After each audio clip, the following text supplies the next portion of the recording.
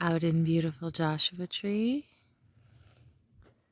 I love this scene right here with these, how the slope goes down and the rocks sprung up. I think that's beautiful. Go ahead and say hi first. Hello. I don't know how I look because it's so sunny and bright, but hope you're doing good.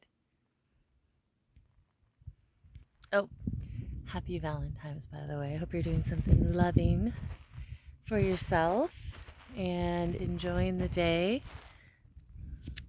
Sending you much love and many blessings. I'd send you a kiss, but I have my hands full with books. I'm gonna go study a bit. All right, I'll talk to you later. Bye.